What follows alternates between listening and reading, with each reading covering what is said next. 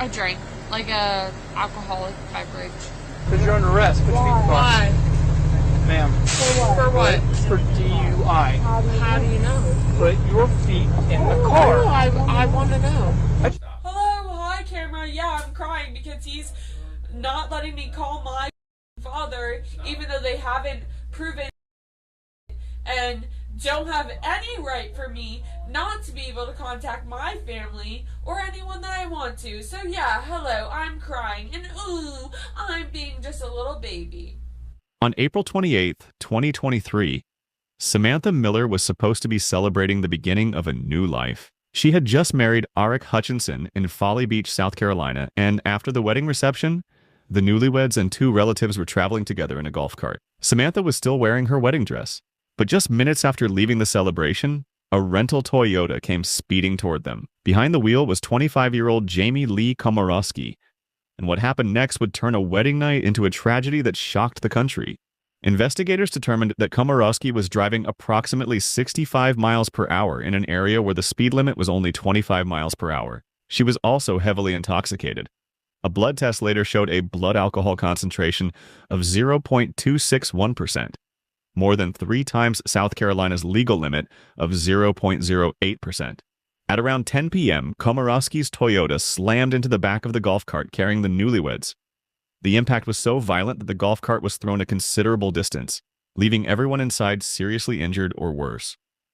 Samantha Miller, who was 34 years old, died in the crash. She had been married only hours earlier.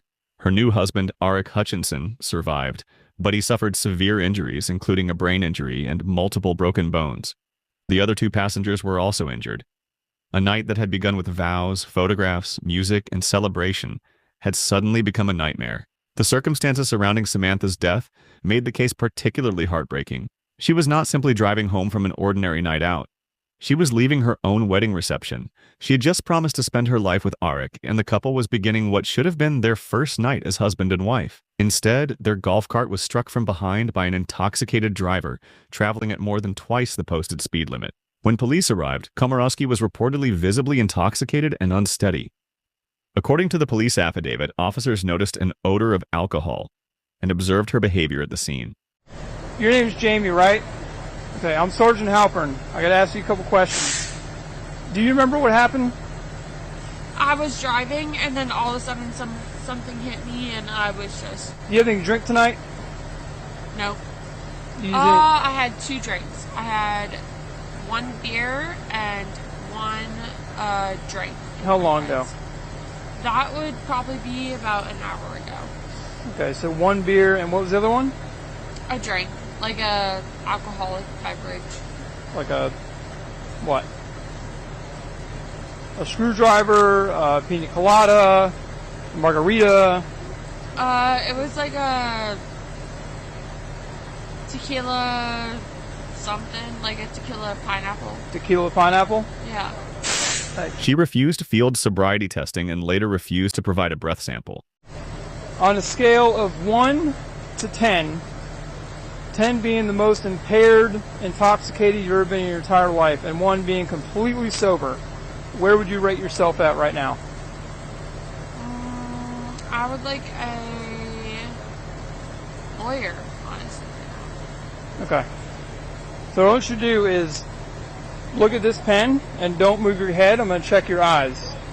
Okay? Are you willing to do that? Me up right now. Okay, are you willing to do that? Can I check your eyes real quick? No thanks. She also questioned why she was being arrested and appeared confused about what was happening around her. Put your hands together. Okay. Because you're under arrest for suspicion of DUI. Why? Ma'am. For what? For DUI. How do you know? Put your feet in the car. I want to know. I just told you. Put your feet in the car. For what, though? DUI. Put your feet in the car. How do you know? Ma'am, put your feet in the car. how do you know? Put your feet in the car. But how do you know? Ma'am.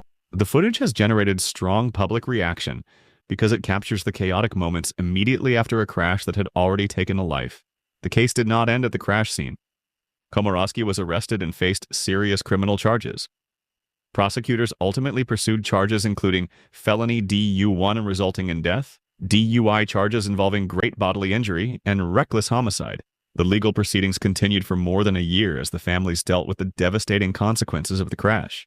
There was also a civil lawsuit filed by Samantha's family and other victims. The lawsuit alleged that businesses connected to the evening had allowed Komoroski to leave, despite allegations that employees knew or should have known she was intoxicated. These were civil allegations and separate from the criminal prosecution against Komoroski. For Aric, the physical injuries were only part of the tragedy. He had survived a collision that killed his wife on the same night they were married.